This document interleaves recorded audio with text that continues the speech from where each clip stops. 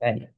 Today it's exciting day. We moved on from chapter three, and we are now in the fourth chapter of Shaar HaBitachon in Chovos Halevavos.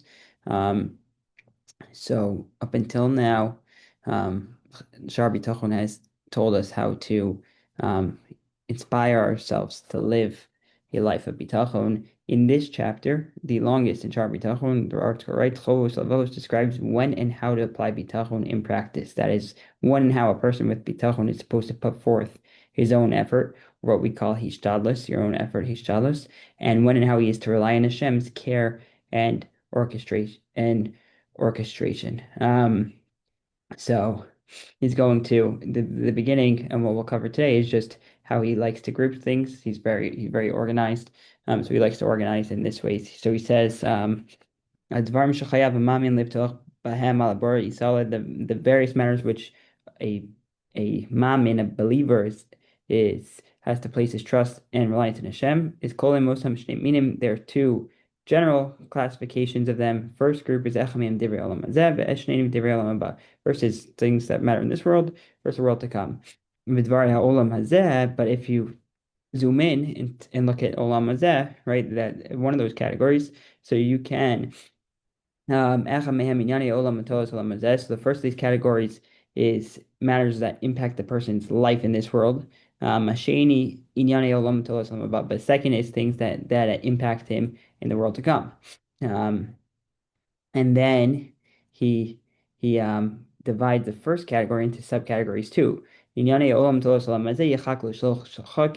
that first group is also divided into three separate groups. Right?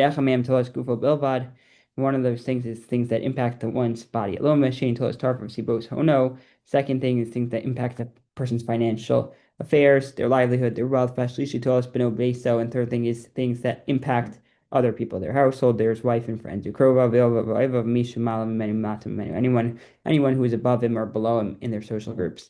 And then he's still categorizing here. He says the second category of those things that which impact Olam Haba, don't worry, I'm going to summarize at the end because it's very detailed right now. It's going to divide into two more groups. These are the duties of the hearts that relate exclusively to the person himself. And these things don't directly impact somebody else. And the second category is so these are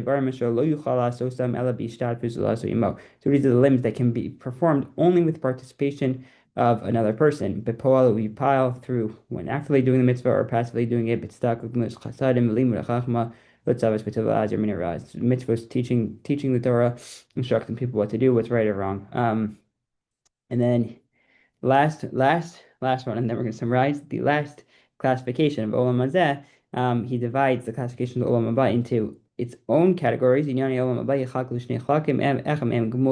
first of these is the reward in Olam Haba that it fits with the person's performance of their mitzvahs in Olam Hazeh.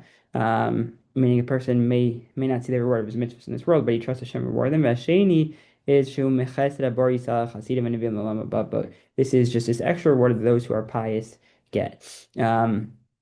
So what did he all do? He made so many different categories. So let's just summarize all together. And then what he's going to go through, he's going to go one by one. How do you have bitachon? How do you have ishtalus? What's the balance that you're supposed to do in each of these seven categories?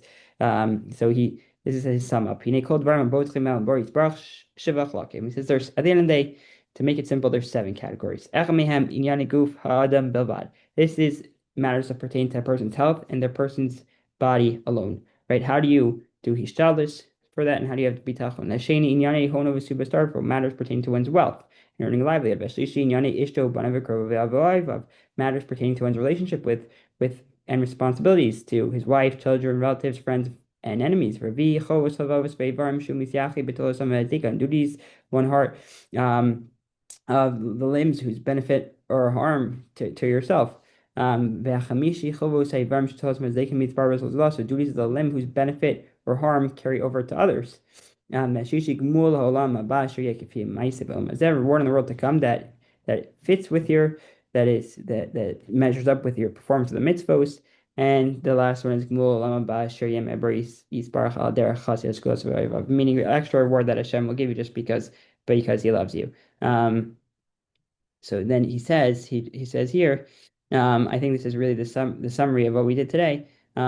Is this footnote here is that he says that the previous chapter provided the tools and inspiration for bitachon. This chapter provides instructions for actually living with bitachon, and he's going to go over the next several days. Um, he's going to go over each of those different categories, those 7 different categories, and explain how do you apply bitachon, how do you apply ishtadlus to your life in these ways. Everyone should have a great rest of the day. Thanks for joining.